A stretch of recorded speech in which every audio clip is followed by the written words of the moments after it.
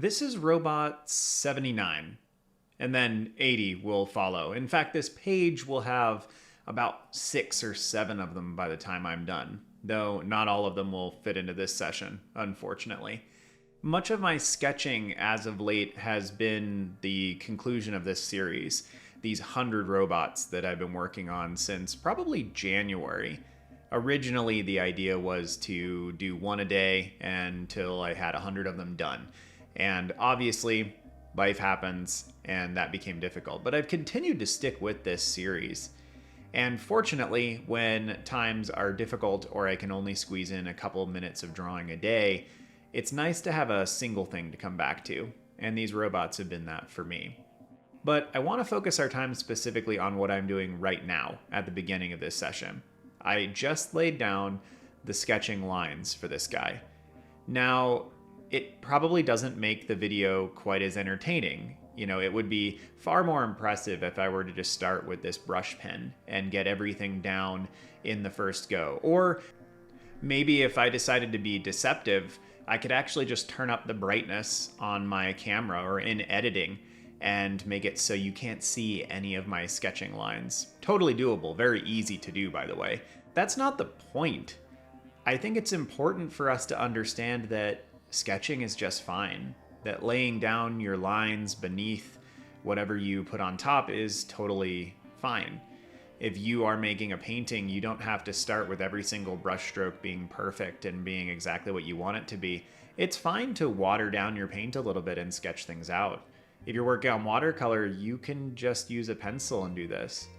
I don't always do this, but especially when I haven't been drawing super frequently, or I want to make things precise, or I have some kind of vision for what I'm doing, I will often use a pencil to kind of help get me started right at the beginning.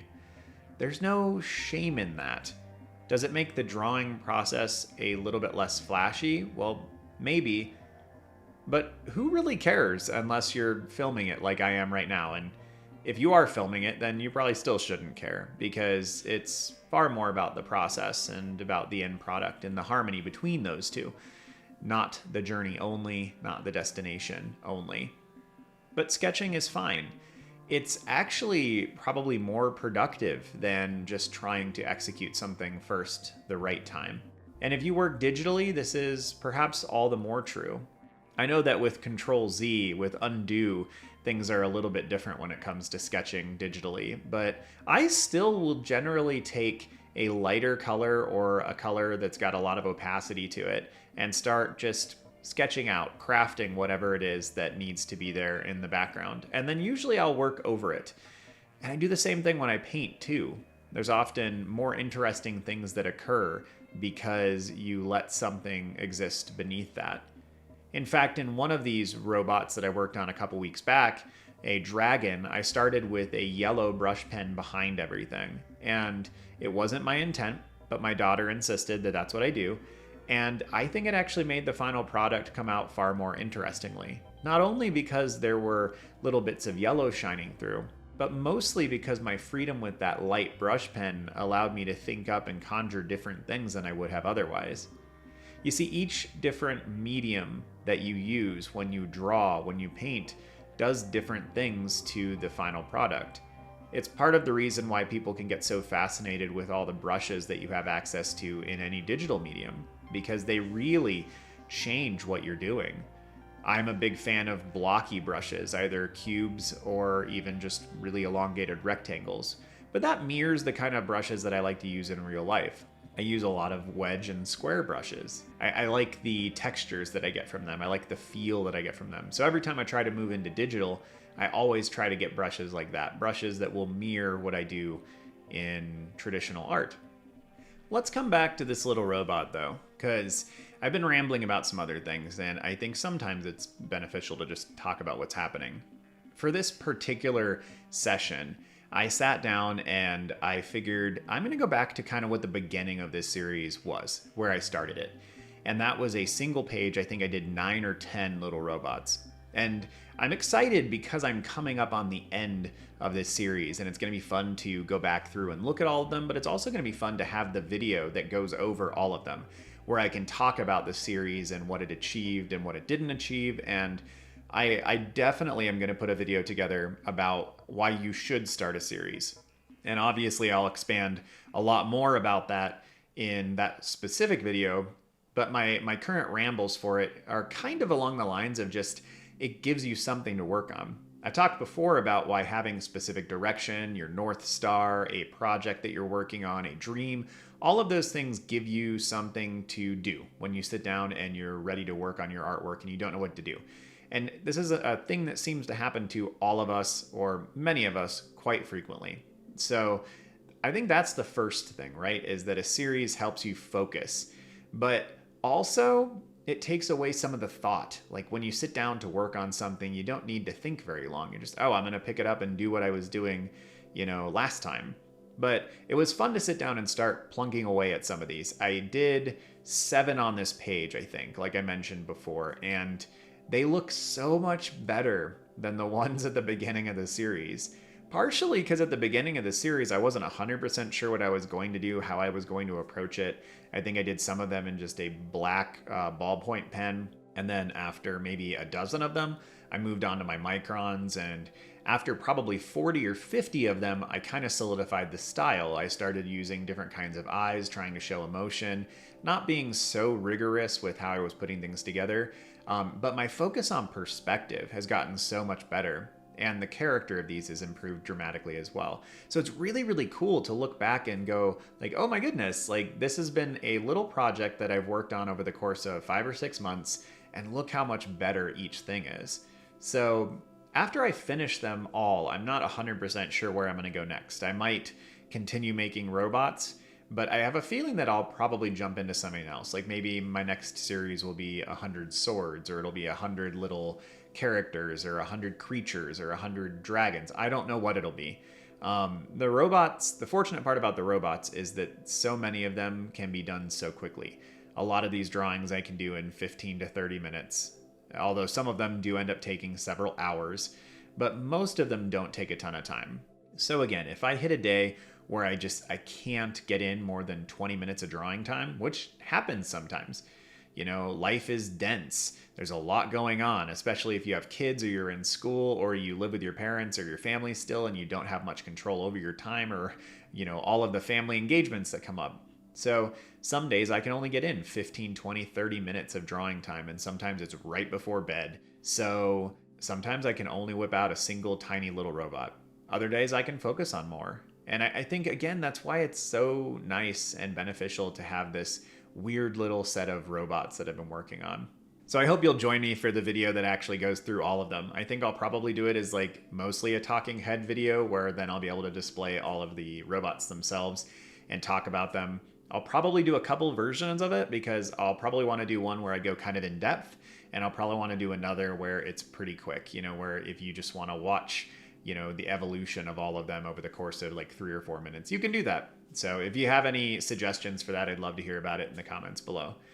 But drawing in general has been this boon for me. And I think it is for a lot of us, that it's something that allows us to deal with like our anxieties and our stresses. And when we have a hard day, coming back to drawing, sitting down with your sketchbook or your tablet or whatever it is that you work on, in some ways, to me, it feels like it's better than just meditating or just working out or something. Those things are great. I'm not saying don't do those. I think they're both really valuable. But the really wonderful part about sitting down to deal with a rough day and drawing or painting is that you come out the other side and you have a thing. And that thing exists as like almost this weird monument to whatever you were feeling in that moment. So it's a record of the good, it's a record of the bad, the strange, but it exists as this thing that you've almost extricated from yourself, this thing that you've pulled out of yourself. I don't know if you all experience this as well, but like if I make a drawing that is dealing with the fact that it's been a rough day or a rough week, and I've done several of these lately, I might even throw 1 or 2 of them up on here so you can see what I'm talking about. When I finish those drawings, I do feel like a little bit of that burden's been lifted. Like I've managed to communicate this. And to me, it seems really similar to when you're feeling really anxious and you talk to someone that you trust and you love about your anxiety, and it feels like some of that burden's been lifted. some of that has been displaced. Like maybe you've sorted through pieces of it by talking, which is, of course, a huge part of what therapy and counseling are in general. But maybe part of it is that you've shared it with that other person, and so now they bear a portion of it. But I think, regardless of the specific effect there's something about it being pulled out of you. It's no longer something that is contained inside your soul, your mind, your humanity. And drawing seems to do the same thing. I feel this when I write a song as well. If I am feeling some emotion and I need to deal with it and sort it out, if I write a song, if I play guitar, I feel like some of that weight is lifted, some of that burden is lifted. It's a really weird, interesting thing. And I wonder if it's something that applies to all humans in general, or if it's something that really is largely just linked to artists.